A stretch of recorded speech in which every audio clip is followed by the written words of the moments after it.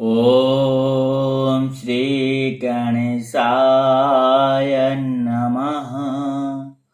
वक्रतुण्ड महाकाय सूर्यकोटिसमप्रभ निर्विघ्न कुरु मे देव सर्वकार्येषु सर्वदा।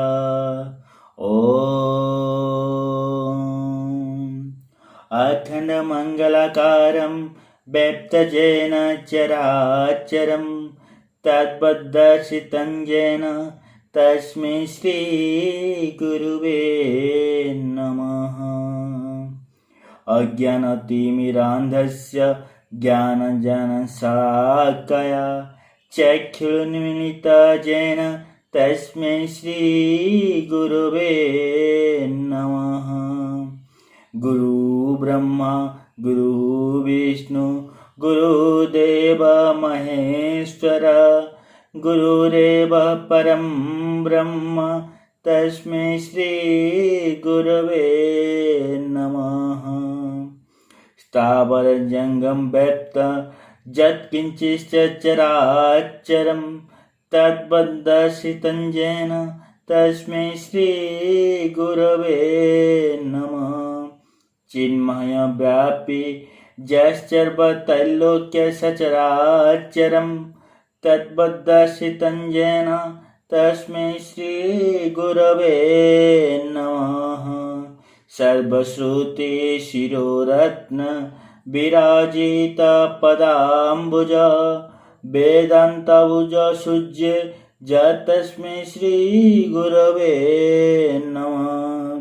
चैतन्य शाश्वत शांत वैमतीतो निरंजन बिंदुनाद कलातीतः तस्मै श्री गुरवे नमः। ज्ञान शक्ति समारूढ़ तत्त्वमाला विभूषित भुक्ति मुक्ति प्रदाता च तस्मै श्री गुरवे नमः।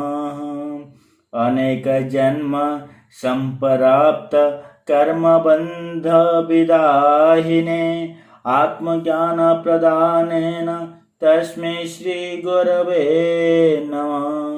श्वसन भव सिन्धोश्च ज्ञापन सार संपद गौरपादक सम्यक् तस्मै श्री गुरवे नमः।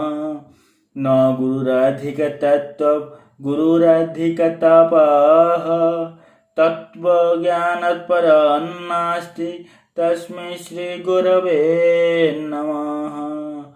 मन्माथ श्री जगन्नाथ मधुर श्री जगद्गुरु मदात्मा सर्वभूतात्मा तस्मै श्री गुरवे नमः।